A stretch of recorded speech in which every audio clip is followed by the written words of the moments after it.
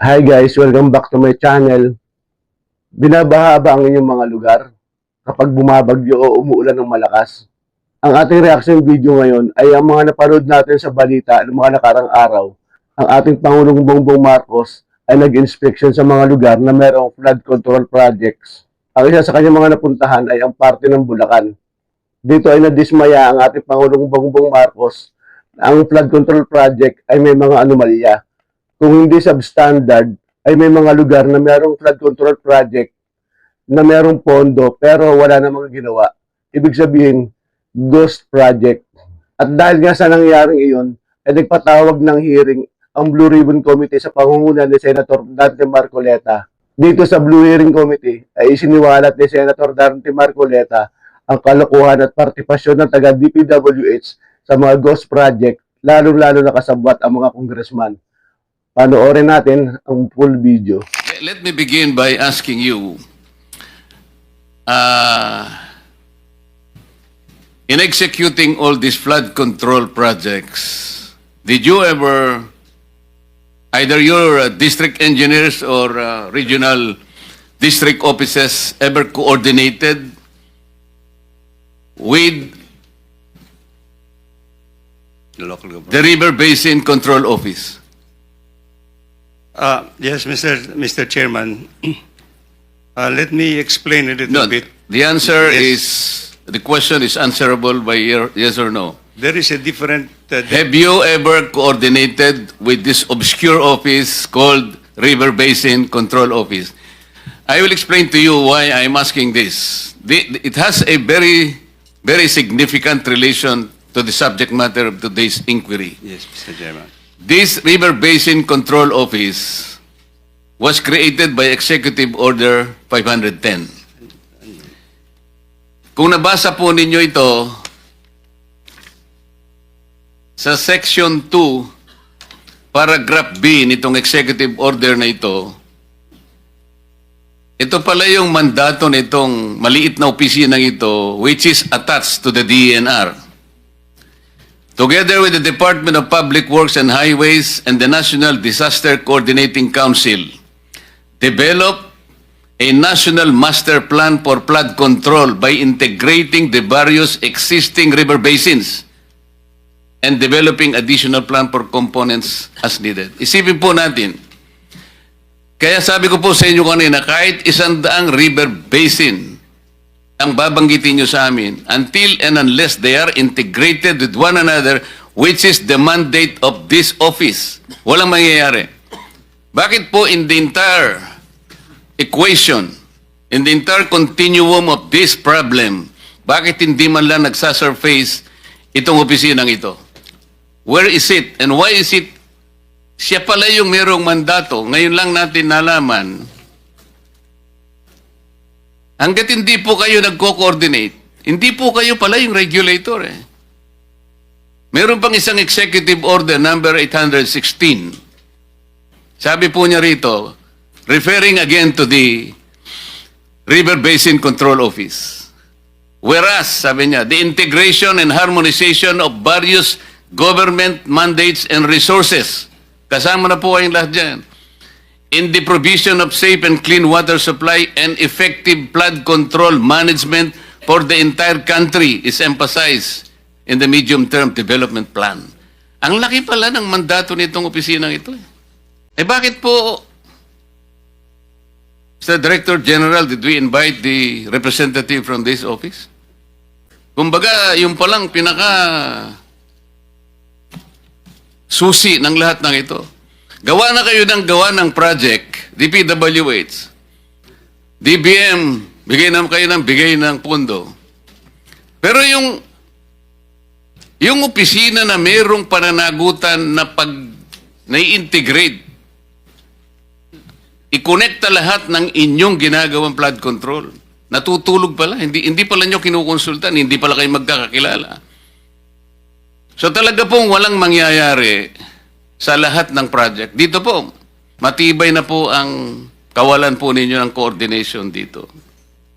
Bakit po nagkaganon, Secretary? Why is it that we have already seen, as of today, There is no semblance of coordination with this office. Why?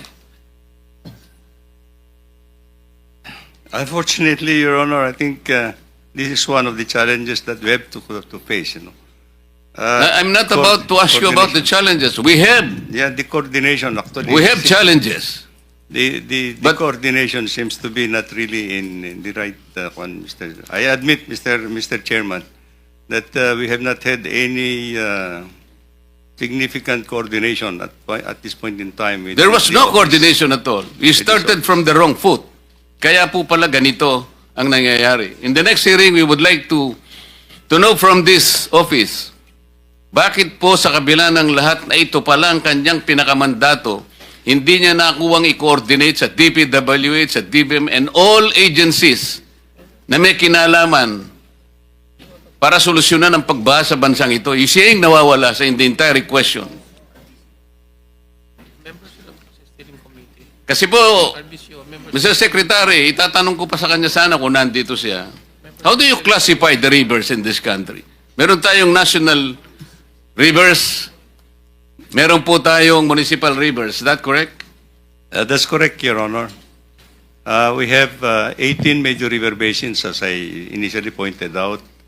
We have 403 principal rivers all over the country, and I think we have more than 4,000 small rivers, tributaries to the principal rivers. Not mentioning actually, of course, Mr. Chairman. Yes, Mr. Secretary, this is important because one by one, we will be able to look into the significance why we're supposed to see the difference between the national and the municipal rivers. Yes, Mr. Chairman. Yung mga national rivers po, ito yung jurisdiction ng national office. Yeah, Am I correct? correct, Mr. Chairman. Yung municipal rivers, ano po ang, di ba LGU ito? That's correct, Mr. Chairman. Ngayon, ito po yung pinanggagalingan ng katakot-takot na corruption. I will tell you, palagay ko, alam mo na rin naman ito. Kung minsan po, at pangkaraniwan, hindi lang minsan, pangmaramihan na to, para sa ganon, makakuha sila ng project.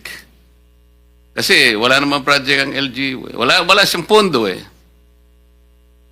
Ang gagamitin po nila na project, sasabihin niya, tributary to a national river.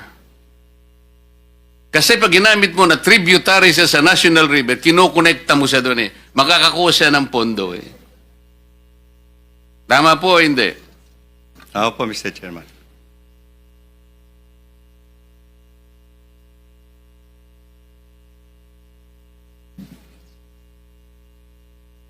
Yun pong, there are two kinds of flood control projects. One, those with feasibility studies. Tama po. Tama po, Mr. And Chairman. those without feasibility studies. Tama rin po, Mr. Chairman. Dito po sa may feasibility studies, Mr. Chair, Mr. Secretary, yung request for funding normally comes from the Unified Program Management Office, Flood Control Management Cluster, UPMO, FCMC. That's correct? Correct, Mr. Chairman, yes. The amount of the project is more than the jurisdiction of regional directors. Hence, public bidding is in the central office. That's Yeah, correct. That's correct, Mr. Chairman. Most of this funding are ODA funds, That- usually from the ADB. From various lending institutions, Mr. Chairman, not only with ADB. Yes. Correct, Mr. Chairman. Marami, but usually ADB din pinanggagalingan. Di ba? UPMO is headed by Yusek Emil Sadain. Yes, Mr. Chairman. Yes, sir. Thank you for your presence. FCMC is now headed by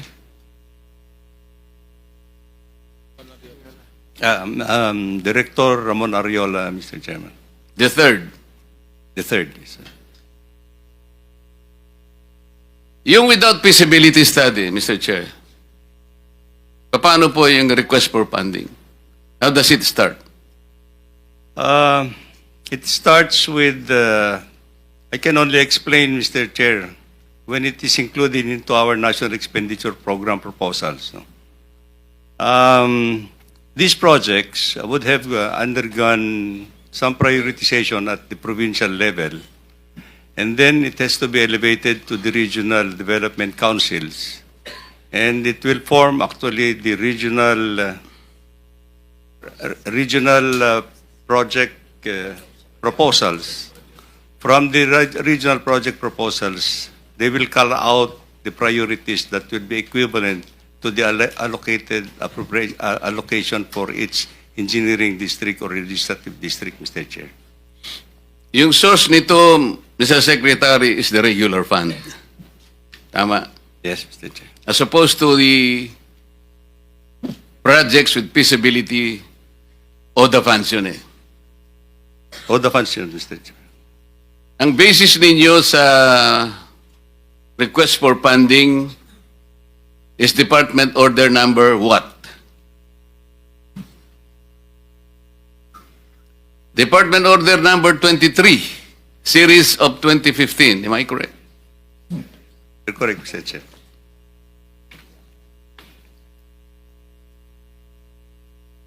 Kasi po, Mr. Secretary, kaya po natin iniisa-isa ito para maintindihan nating lahat. Meron pong jurisdictional amount kasi. Yes.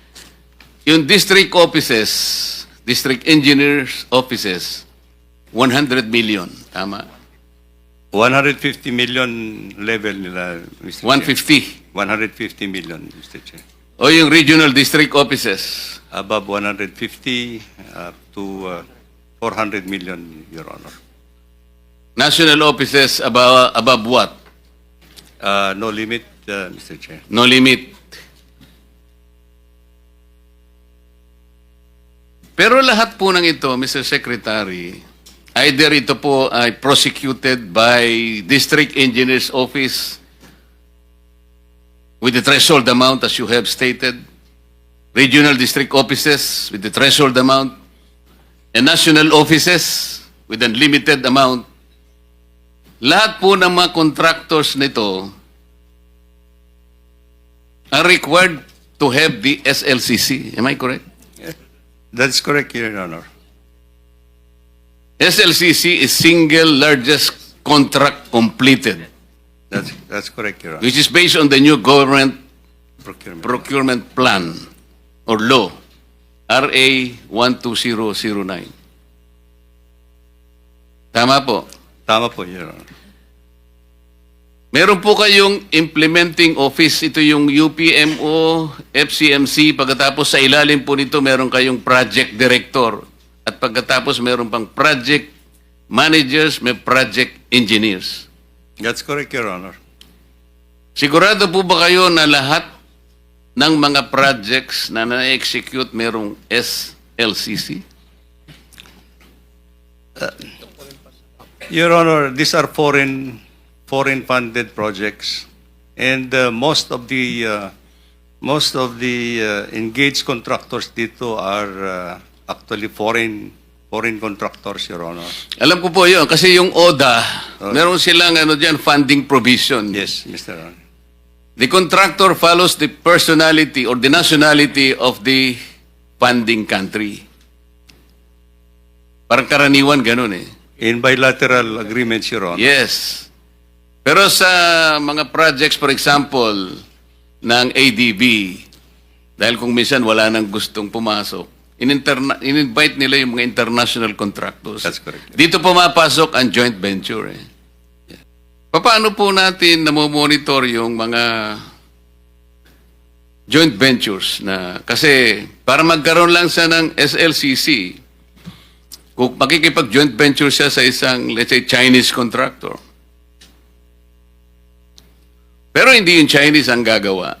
Ang gagawa yung local. Nangyayari po ba ito? Your Honor, especially itong mga foreign-assisted projects, ODA projects, they go through a very stringent process of selection po yung mga contractors po nito. And in the implementation of these projects po, meron din pong overseer consultants actually that will oversee the day-to-day implementation of these projects, Mr. Chair. So, if there would be subcontractors that would have to be engaged by the principal contractor, this will have to go through a process of evaluation and approval, Mr. Chair. We cannot actually accept. I mean, the bank and the funding banks or agencies will not agree, will not approve any subcontractor unless they go through the approval process, Mr. Chair. Before I continue, Sir Secretary, let me just acknowledge the arrival of Senator Mig Subiri. Please. So it's a very stringent process, Mr. Chair, for official development assistance or foreign funded projects actually in the engagement of the contractors, Mr. Chair. Actually, Mr. Secretary, yung sinasabi mong strict guidelines, that's debatable kasi ito nangyayari ito, this is an open secret. Halimbawa, doon sa isang flood control project na meron ng feasibility study, may mga enterprising congressmen. They will request that these projects be implemented by the district engineering office. Sa mga nakaraan GIA natin, makikita mo yan. For example, the project is budgeted for 500 million to 1 billion pesos. It will be divided into several small projects, say 50 million to 100 million each. Kaya makikita mo, as observed by the President, bakit ay kakanyang parehong 100 billion, 100 billion, 100... Para bang there are 2 or 3 or even 10 major projects, flood control projects na talagang ang compute, para ba parehong-pareho yung cost eh. This is impossible. Kaya lang talagang binrake mo na dun sa ano eh. May break up na kasi. Kailangan talaga eh. Kaya pagpaparti-partihin na lang sa 100. Kasi ang ano dito, Secretary, alam mo naman ito eh. Para sa ganon, yung congressman, maibigyan nyo doon sa favored contractor. Magagawa natin ito. And we can prove this. This office will just ask, for example, from the Office of the Undersecretary for Planning and PPP Services, Yusek Cabral yata ito, sir. Your Honor, yes. Kapag na-request po ng Blue Ribbon Committee, sino-sino yung katakot-takot na mga congressmen na palagi na lang nagre-request ng funding sa nature. Dito po lalabas lahat ito eh. Makikita po namin. And I'm sure the office will cooperate with the Blue Ribbon Committee. Dito po makikita natin yung napakahilig mag-request ng funding. Tama po ako, hindi? Tama po, Your Honor. Anyway, Mr. Secretary, wag na tayo magpaligoy-ligoy pa. Kung hindi pa binulgar ni Pangulong Marcos itong mga anomalya na nangyari dito sa mga flood control projects, hindi nyo ba iimbestigan to? Kailangan pa umabot ng Senado para imbestigahan ito dahil binulgar ni Pangulong Marcos ang mga di umano yung mga anomalya tungkol sa mga flood control projects. Hindi naman po siguro, I think, Your Honor, I think this is a routine process naman ng department that every project that we complete must have to undergo a quick, it has to undergo a validation audit before we fully pay the contract amount, Your Honor. So meron yung quick quality assurance unit, may audit team na dapat umiikot parati, Your Honor, before we pay the final payment for this project, Your Honor. Are all these contractors qualified? They are qualified. They're qualified, Your Honor, and on the basis of the documents that they submit for the bidding purposes, Your Honor. Sa mga binanggit ni Pangulong Marcos ng mga contractors during his SONA, bakit sa sampulang, bakit halos lahat ng mga contractors to ay kinorner lahat yung mga flood control projects? Why is that so? Well, as far as I can recall, actually, yung sabi naman na ating presidente, 20% of the total amount of that has been allocated over the years were actually napupunta doon po sa 15 contractors po.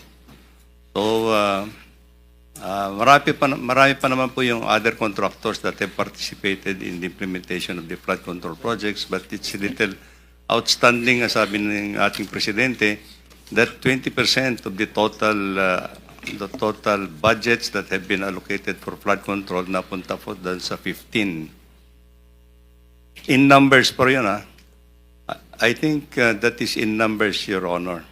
Yes, so Yung- sabi yung ni Pangulong pinakita ni- Marcos, 15 contractors cornered 20% of the total budget, or roughly 100 billion pesos. Yes, Your Honor. And the remaining 436 billion was split among 2,394 contractors.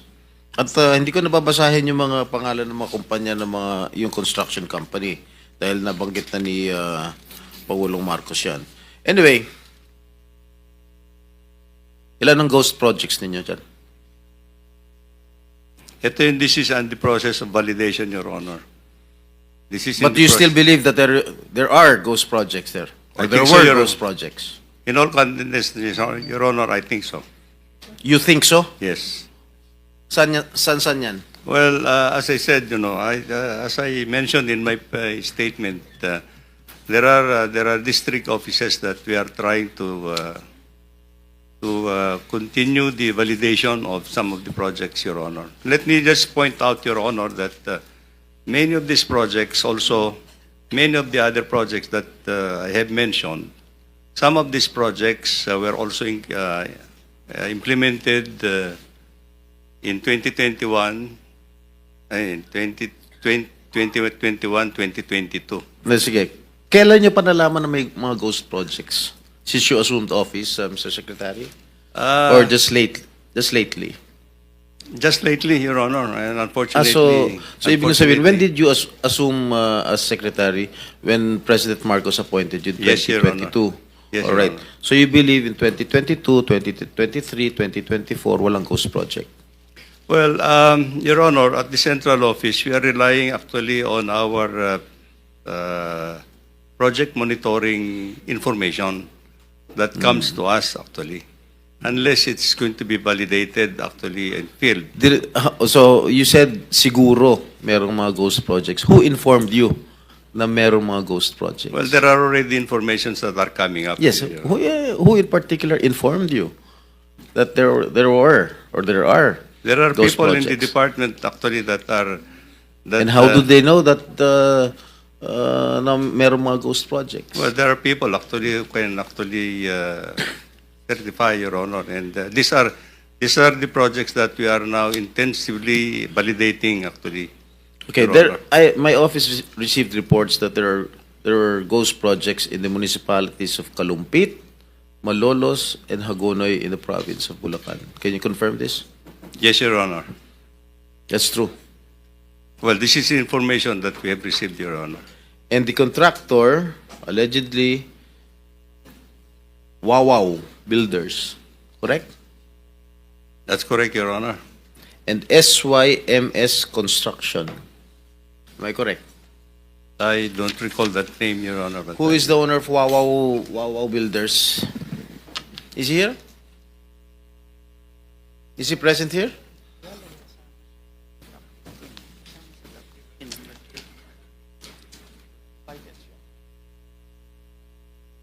Senator Jinggoy was invited but walang reply as of now. May I know who is the legitimate owner of this construction company? Mark Mark Alan Arevalo. Alan Arevalo. All right. I think the committee already will issue a subpoena. All right.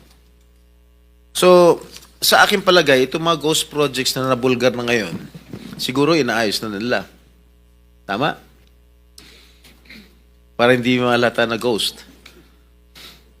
And I don't think that they will have that capability anymore, Your Honor, because I think if these were ghost projects in the first place, they would not have the time actually to do anything at this point in time. The records will show that if there is no project at all that was implemented, and payment has been made, then it's on. Tapos na, nasunog na yung pera natin. That's actually. Alright, magkano ang anomaly. in-award dito sa sa Wawaw? Wawaw Builders. I don't have the figure right now, Mr. Chair, but I think it's predominantly. No. in- Meron mga figures dyan. Huwag niyo ako lulukoyin dito. Yeah. Labas niyo kung magkano yung in-award nito sa Wawaw Builders. Mga ghost projects. We'll wait for it.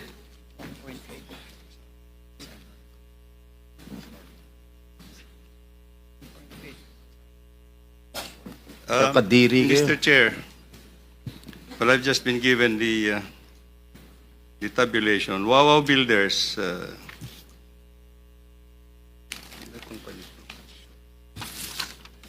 Wawaw Builders. The number of projects, the total projects, total cost of the projects that have been implemented is 9 billion.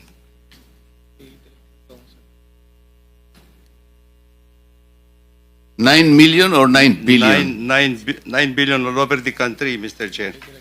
But let me just point out, in Bulacan alone, Wawaw Builders had 85 projects amounting to 5,971,811. In Bulacan alone. What about the three municipalities that I mentioned? Kalumpit, Hagunoy, and what is this? Malolos.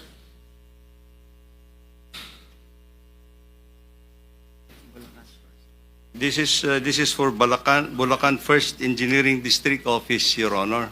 Ito bang, I'm not familiar, no? Ito bang Kalumpit, Malolos, Hagunoy falls under the first Yes, Your Bulacan Honor. district? Ah? Yes. Alright. Yes, Your Honor. So magkano? Yung sa Wawaw? 5,971,811,600. In Bulacan alone? In Bulacan First Engineering District, Your Honor. So yung 5 billion na in-award sa Wawaw Builders para sa province Bulacan First are Engineering. all ghost projects. Correct? Hindi naman, Secretary, Your Honor. for the record, the total is 9 billion. That is No, no. nationwide. Nationwide. Nationwide, Your Honor. Pero Pero lahat 5 yun, billion ghost na projects. Your Honor. So, Ghost projects lahat. No po. Hindi po. So ang ghost project lang na sinasabi mo, sa Bulacan lang. There seems to be some ghost projects actually as reported, Your Honor. Are you investigating this right Yes, now? Your Honor. We're investigating it. What is the status of your investigation? They will be coming up with their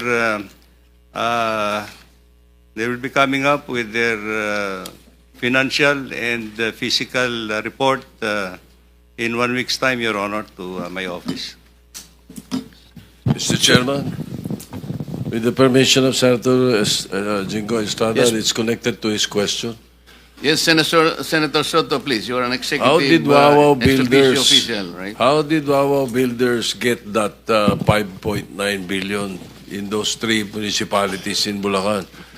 How did they get that? Who inserted that into the budget of DPWH? Let me just clarify a little bit, Mr. Chairman. The amount that I have mentioned is actually for 4 years, up to fiscal year 2025. It started in 2022, 2023, 2024, and 2025, Your Honor. Let's clear that, Mr. Secretary. The 9-point-something billion is for 4 years? 5.9 for Wawaw, Your Honor. No, the total for 4 years is 9-something billion. Yes, Your Honor. And the 5-something billion ghost project is in Bulacan alone. Not totally ghost project, Your Honor. I'm not saying it's not totally ghost project, but the total amount of project that 85 projects that he has implemented during the 4-year period amounts to 5,971,000,000, Your Honor. Tapos ka na, Senator Tito? No, I did not get an answer, Mr. President, Mr. Chairman. 2025 na lang. 2025, how much, Wawaw Builders? Para mas madali nyo ma-identify. 2025, Your Honor, he has 5 projects in that engineering district amounting to 435,710,913 pesos, Your Honor. So 400 plus million for that particular area na For 5 projects, Your being Honor. suspected as ghost project. Well, some of them, Your Honor. Some of them, okay. How did they get that through bidding? They participated in the bidding, Your Honor. Oh, how did that budget get into your budget, the DPWH? Was there a senator or a congressman who inserted that for that particular area? Well, we'll just have to find out, Your Honor, because there are many sources in 2025. Let me just point out that some of the projects were included in the National Expenditure Program that has been submitted to Congress. And of course, there are projects that were actually added on in the General Appropriations Act. So we just have to thank you, reclassify, Your Honor. Mr. Chairman, thank you. I did not get the answer. Senator Estrada, Chair- thank you very much. With the permission of Senator Estrada, related kasi ito sa question niya. Mr. Chair, kung ganun na inamin ng DPWH na mayroong ghost projects dyan sa flood control, pwede malaman from COA paano ito nakalusot? Anong papel ng COA dito sa ghost projects na ito? Bakit hindi ito nyo nakita? Pwede malaman, Mr. Chair? Good morning po, Thank you. Mr. Chair and Your Honor. Based po sa aming mga reports na nakuha po from our regional and district engineering offices, ongoing pa lang po yung kanilang pag-collate ng mga observations, sir. Actually, sir, may mga observations naman po pero hindi ko po mako-conclude na pertaining po ito doon sa mga ghost projects. Marami naman po kasing observation ng mga auditors natin, sir, kasi marami din pong types of audit ang kinakandak ng mga auditors natin regularly, sir. May compliance. Yes, I mean for this particular projects na kinlaim, inamin ng DPWH na talagang ghost projects ito. Yes, Pwede nyo tutukan ito and can we have results Yes, in the sir. next hearing na Yes, sir. ikakandak natin? Opo, sir. Actually, sir, meron na po tayong office order from our chairman, particularly para sa fraud audit po ng Bulacan, sir. Thank you for that. Thank you. Thank you. Mr. Chair, I hope Mr. Chairman. next hearing, ha? Yes, sir. Thank you. Opo. Thank you, Mr. Chairman. Mr. Chairman, related to kay Senator Jingo in order of arrival. Just All right, one all right. question, Mr. Chairman. All right. I'll give Okay, it. Mr. Chairman. Isang tanong lang. Parang tinitipid mo ata ako, Mr. Chair. Dalawa. Sige. Kasi nabanggit nga dito kanina na may mga ghost projects, na may mga projects na nabigay sa mga kontraktor na kaduda-duda for the longest time. Ang tanong ko sa DPWH, kasi sa ngayon, nag-research kami, sa 103 na blacklisted na mga contractors, isa lang dito ang na-blacklist ng DPWH sa flood control. Isa lang. Bakit isa lang? Eh kung inaamin naman ng DPWH, at pinag-usapan natin dito for the longest time, marami mga anomalya, katiwalian sa flood control at mga contractor na gumagawa ng gross projects, bakit isa lang ang na-flag down o na-blacklist? Well, Your Honor, I think, unfortunately, these are now being validated in the field. You know, these are now being validated in the field. So, pagka wala naman pong derogatory information that will come out in the bidding process for these contractors, they could be allowed actually to participate. Wala naman po kaming basis actually for... Okay, magbibigay ako ng reason kung bakit isa lang na blacklist sa dinami-dami mga kalokohan. Kasi karamihan sa mga empleyado sa DPWH ay mga contractor mismo. So sila ang gumagawa ng mga proyekto ng mga ghost projects. So hindi nila iba-blacklist sarili nila. Thank you, Your Honor. Mr. Chairman. Thank you. Mr. Chair, Mr. Secretary, doon sa 5 point something billion, most of these are ghost projects, as you have admitted already. Oh, I cannot say that most of it at this point in time, Your Honor. But I think in this 5.9 billion pesos that is na nandyan sa Wawaw Builders, there could be some. Kasi sa Bulacan muna yung pinag-uusapan natin. Yes, Your Honor. So some of these projects are ghost projects. Could be, Your Honor. So that's convenient already. Some of these projects in Bulacan are ghost projects. Mr. Chairman. What happens with the performance bond? What do you do with the performance bond? Each project has a performance bond. Tama Yeah. po? Yes, Your Honor. Aren't you supposed to confiscate the performance bond? Well, if the project has lapsed actually for its warranty, Your Honor. Hindi, as admitted, some of these projects are ghost projects. Yes, Your Honor. So you have to run after the performance bond. Yung insurance company, kailangan habulin natin. Yes, Your Honor, yes. What will you do? Well, as soon as we are able to file all the necessary How much does it take? The insurance company, sa experience ninyo, these are ghost projects. as soon as we are able to finally come up with the documentation, Your Honor, then I think Okay, for the record, Yes. kapag nakita natin na ghost projects, you will run after absolutely, Your the Honor. performance bonds Absolutely, yes, posted Your Honor. by these contractors. Yes, Your Honor. And to the question of Senator Bato, Madam Coa, ano ba ang ginawa ninyo? Most of these projects have been established, admitted as ghost projects. Bakit hindi kayo makapagsalita, makapag-report? Ghost pala. Bakit lumusot sa inyo? Sir, sa ngayon po, sir, since we are still consolidating and gathering data from our regional and district auditors. Alam niyo yung sir. problema, you have Yes, a sir. very standard way of answering us. Yes, sir.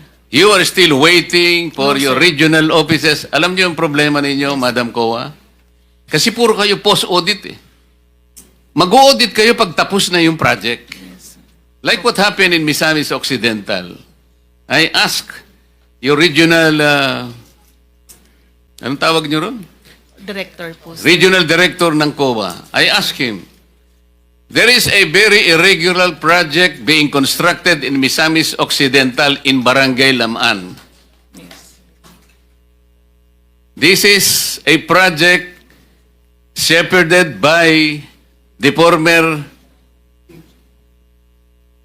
ano ba yun? He was a deputy speaker in the House of Representatives. Kapareho ko siyang deputy speaker. He was able to get a 50 million project from DPWH.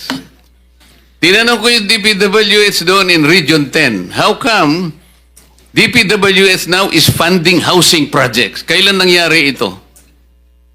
And then when I asked him, yung baka kung pagtatayuan ng lupa ng housing project na yan, costing 50 million pesos. By the way, Mr. Secretary, yung contractor doon ay itong Alpha and Omega General Contractor and Development Corporation, one of the 15 contractors identified by the President. Sabi ko, tinanong ko sa kanya, alam mo ba na yung pagtatayuan ng housing project na ito ay hindi pa sa pangalan ng city? I don't know, sir. Bakit hindi mo alam? Kasi po, mag-audit lang po kami pagkatapos ng project. Saan ka naman nakakitang to? Ibig po, sinasabi ko na nga sa iyo ngayon eh. The City of Lamaan, the local government's LG unit at that time, succeeded in getting a writ of possession.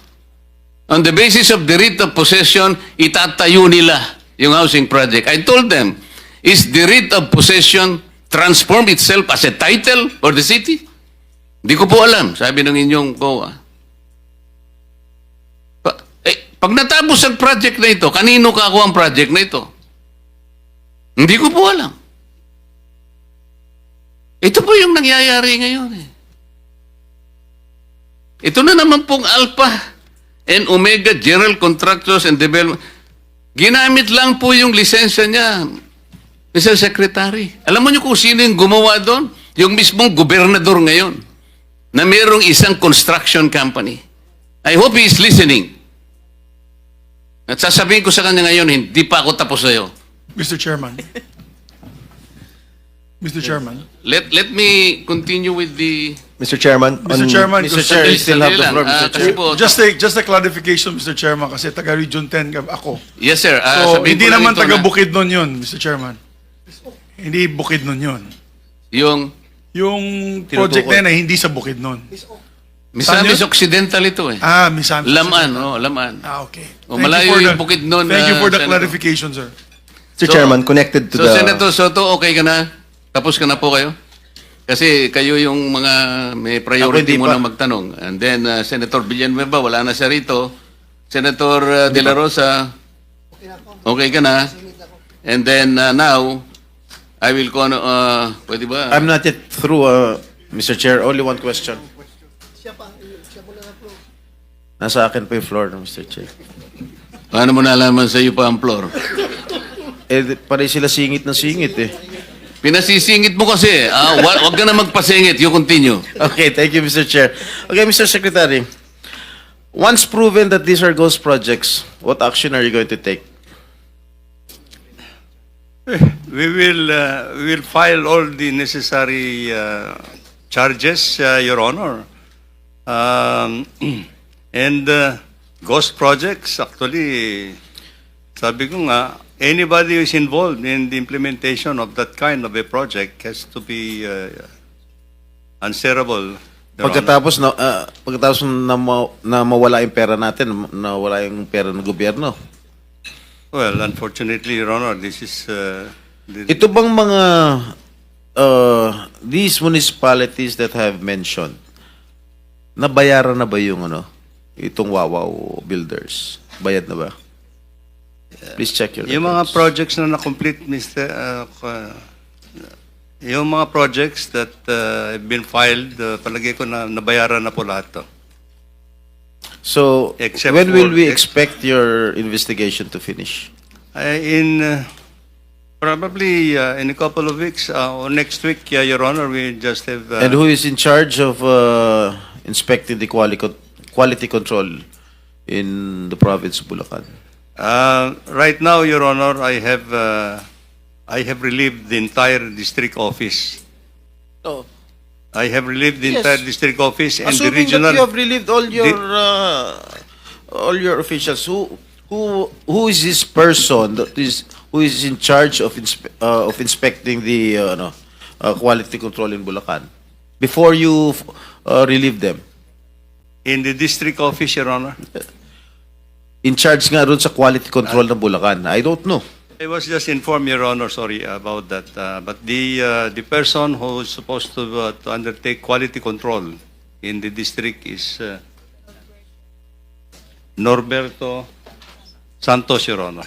Okay, Mr. Chair, would like to I move that we invite this person in our next Noted. Okay.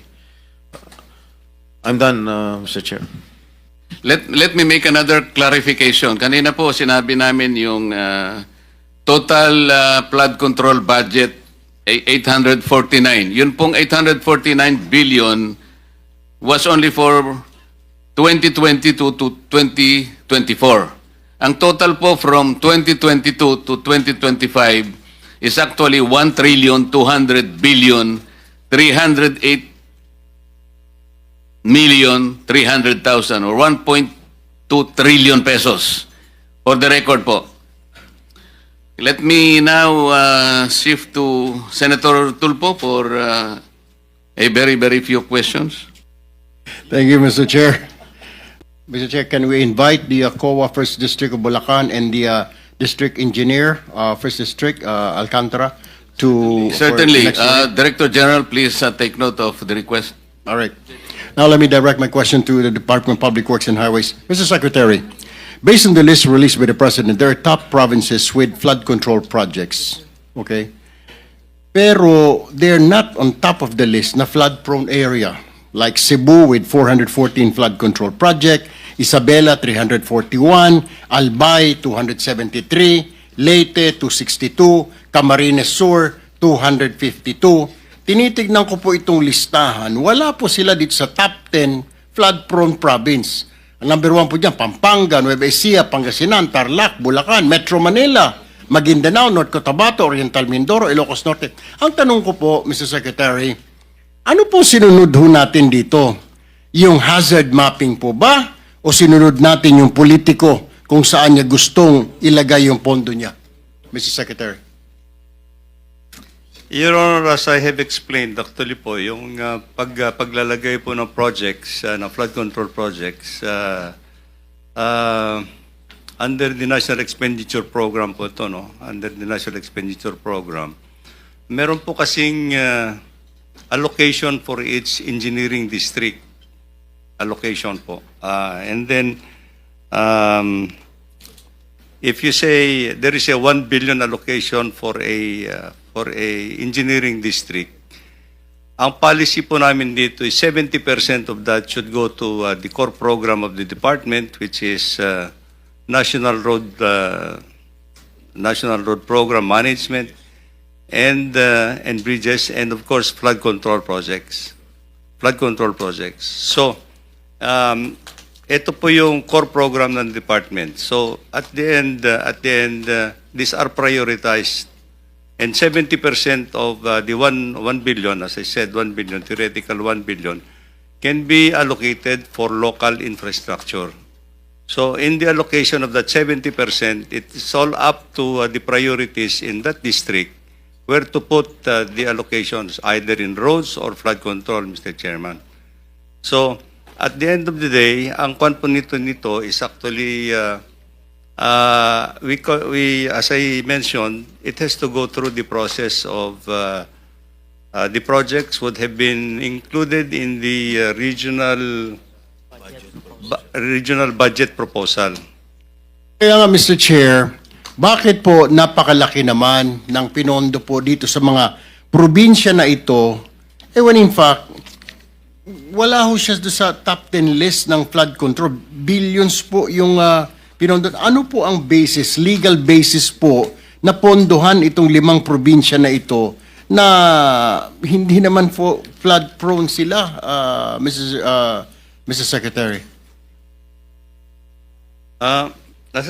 Ito po kasi yung situation, Mr. Chair.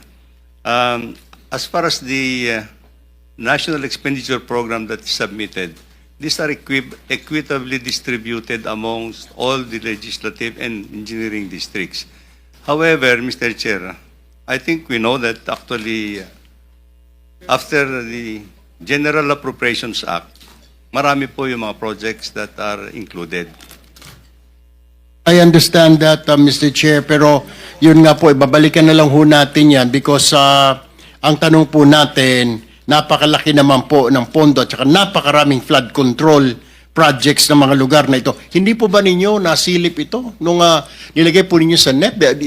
Did you check man lang or ask as you're planning or whoever is in charge na kailangan natin lagyan dito ng flood control, Cebu, blah, blah, blah. Sana, tinignan din ho natin kung magaling ho yung planning natin, kung sino man niya may hawak dyan, binabaha ba? Ang tanong po dyan, binabaha ba? Bakit tayo magpopondo rin sa lugar na ito kung hindi naman po binabaha? It's a waste of money, Mr. Secretary. Waste of time also. Halatang-halata ho popondohan mo dito, gagastusan mo na wala namang baha, di po ba? I mean, am I right? Yes or no lang, Mr. Secretary? Yes, Your Honor. I agree Opo. completely. All right. Now, I'll go back to you, Mr. Secretary. Mr. Chair, let me ask this question to the Department of Budget and Management. Madam Secretary, ma'am, wala po bang hindi po ninyo chinecheck? So, basta nag-request lang ng pondo, ririlisan ho ninyo. Hindi man lang matatanong para saan po itong pondo na ito, billion po ito, flood control. Wala ba kayong to counter na flood control, kailangan ito to justify? I mean, release lang ho tayo ng release kasi sabi ni congressman, sabi ni ganito, hingan ko ng pondo, etc., etc. Kailangan ko kasi baka hindi. Pag hindi ko nireleasan, baka ipitin ng pondo ko sa budget hearing.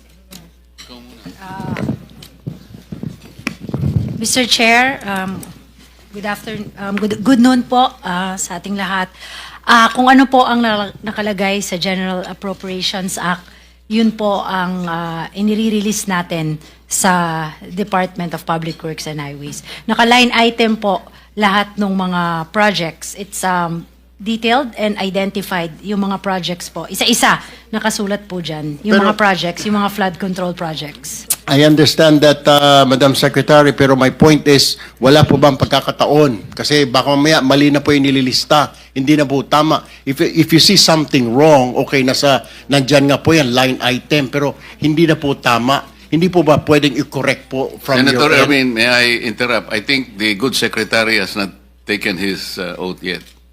Am I correct?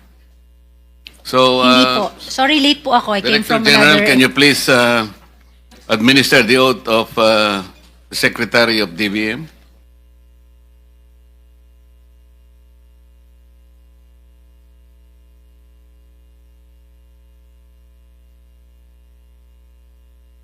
Truth and nothing but the truth in this proceeding.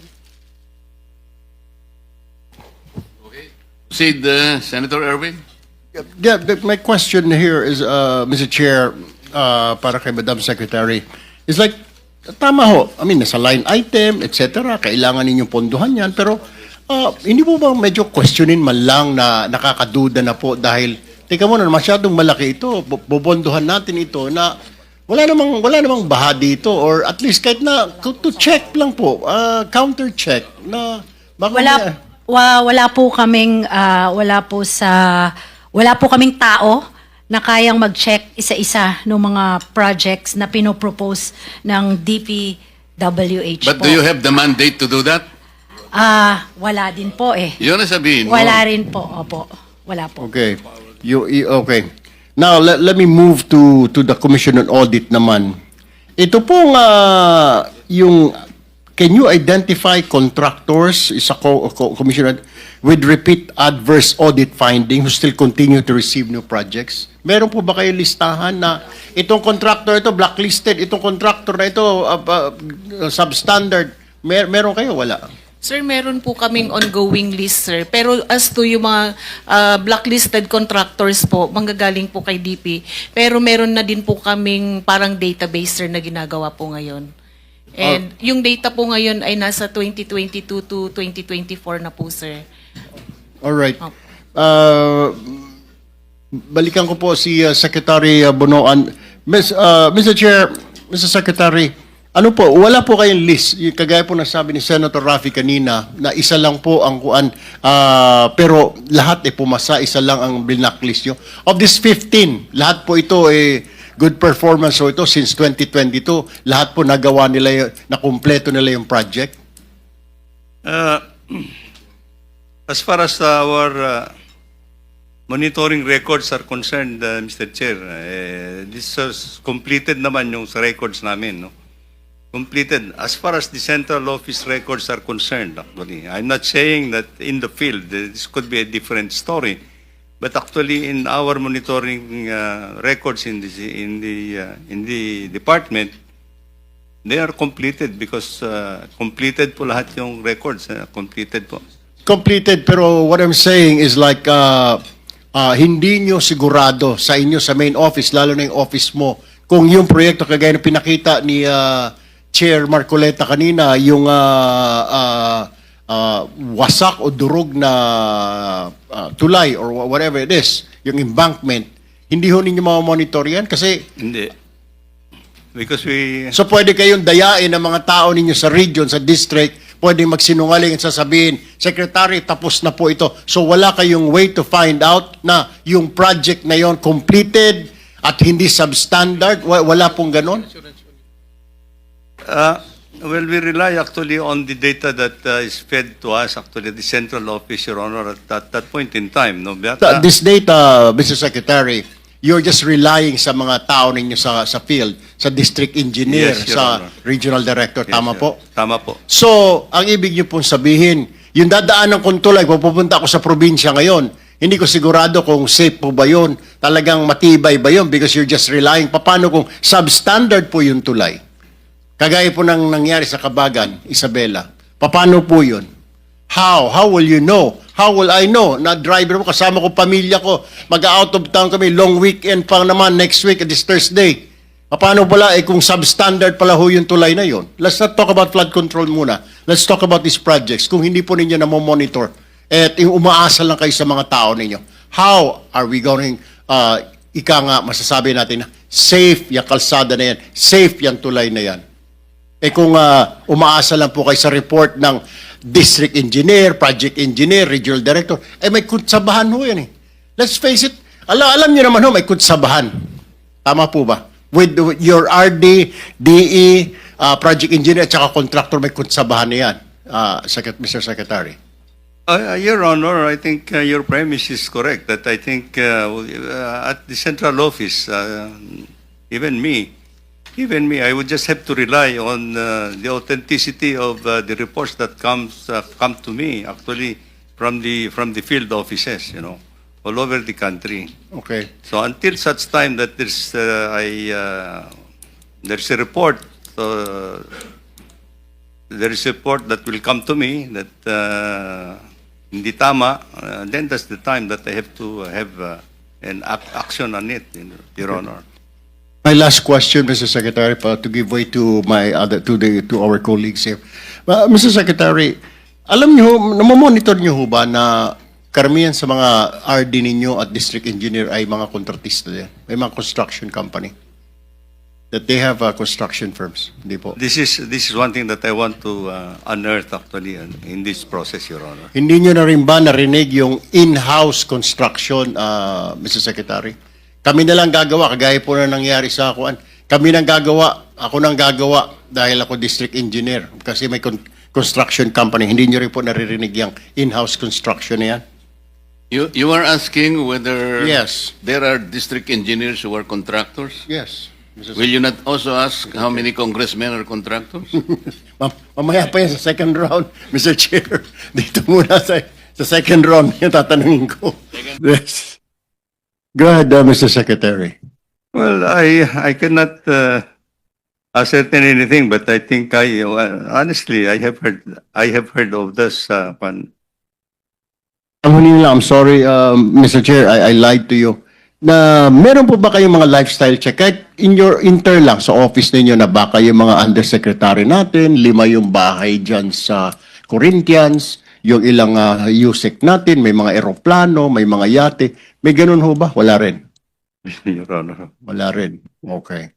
Kasi sir, sabi for now, kay kami nag-uusap-usap dito, sa DPWH mo rin makikita ang pinakamayaman na opisyal sa ating bayan. The Department of Public Works. Dati po, Bureau of Customs. Ngayon, Department of Public Works and Highways na. Dahil billion po pinag-uusapan. But anyway, thank you po, Mr. Chair. I yield the floor. Second round na lang po ulit. Sandali lang po ito, bago ko makalimutan. Madam Secretary of the DBM, will you be able to submit to this committee the flood control projects budget from the unprogrammed funds and BICAM insertions starting from 2023, 2024, and 2025? Yun lamang unprogrammed and BICAM insertions, flood control projects.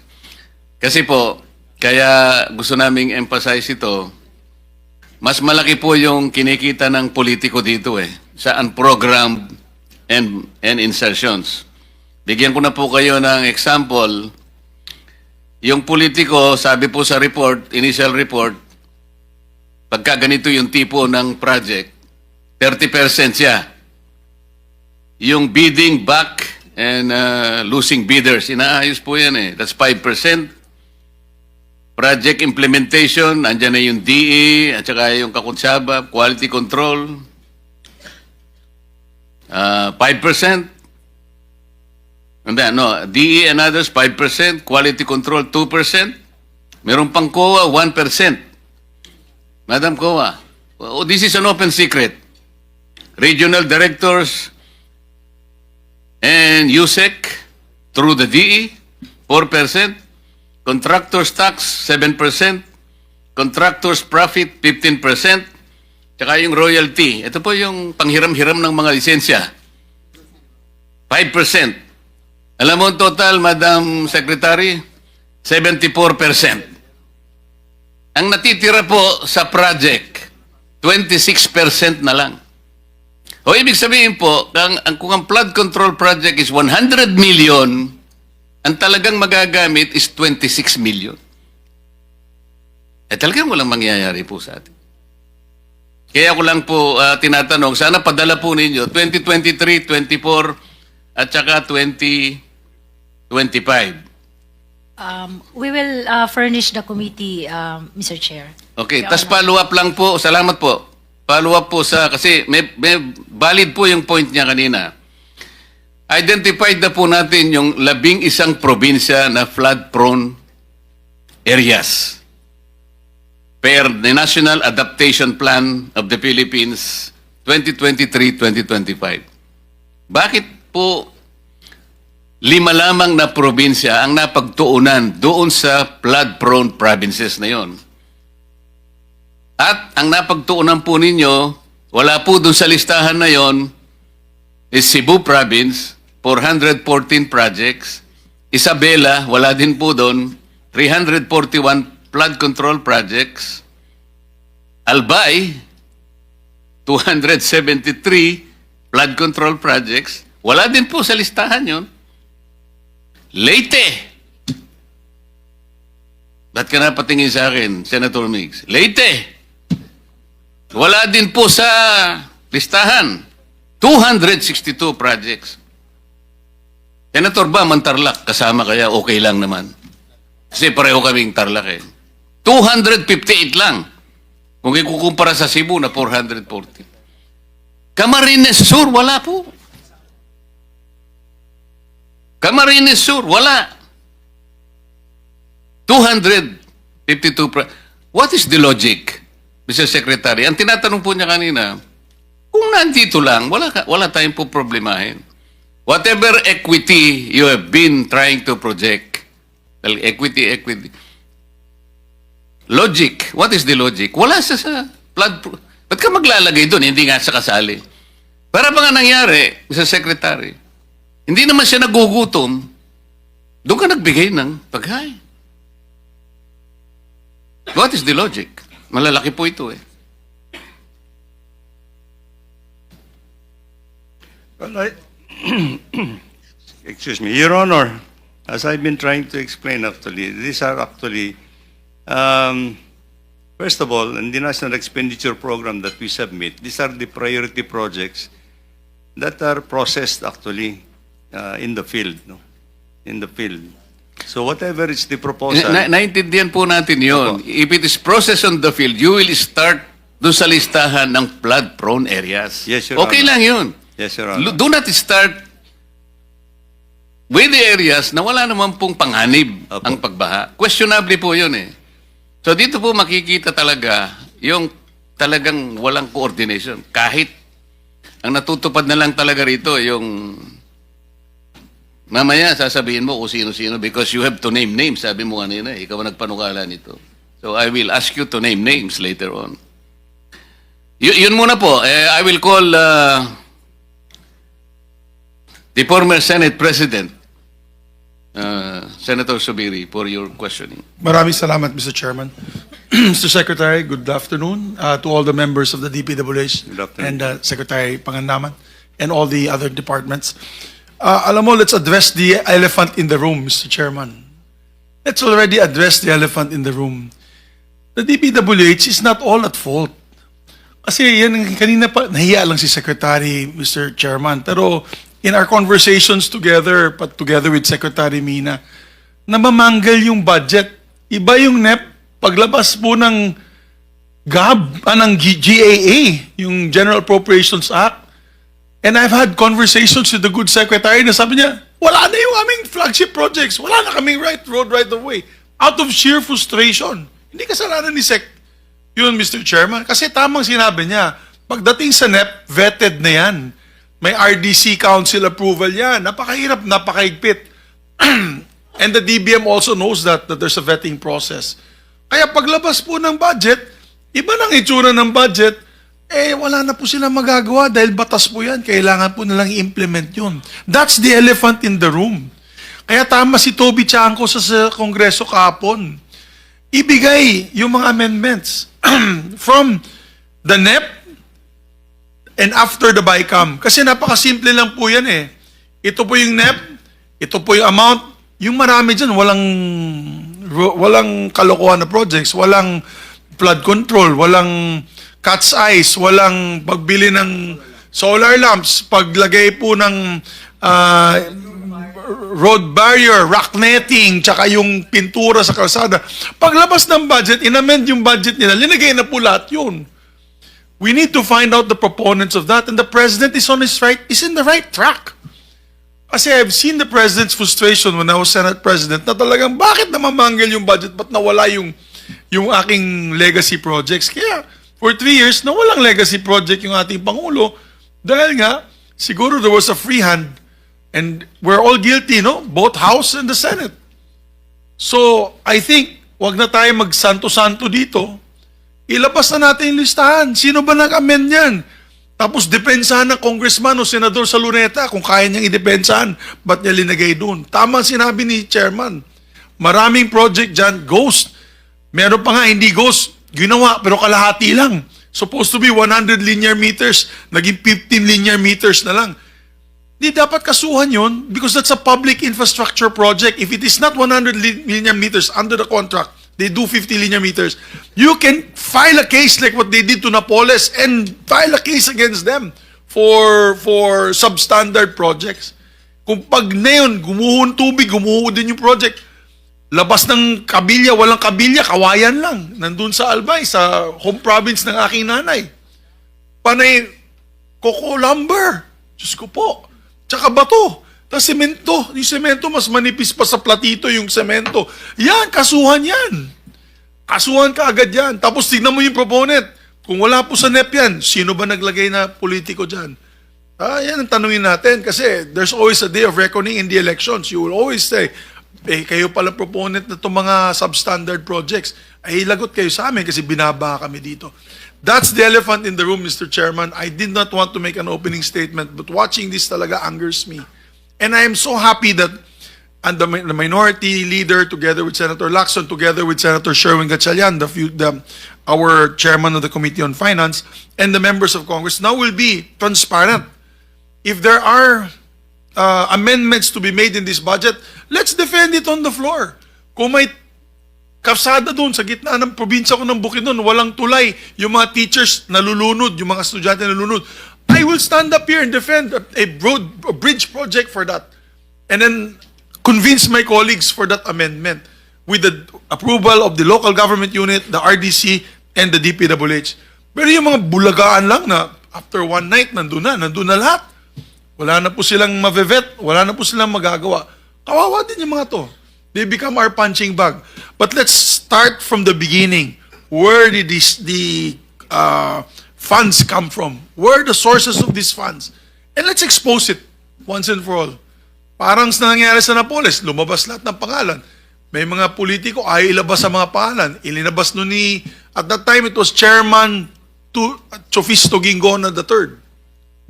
Yung anak ni Vice President o Senator. Linabas niya for them to defend themselves in the annals of the halls of the public opinion. So Mr. Chairman, I pray for you. I want you to have more power, more strength, and better health.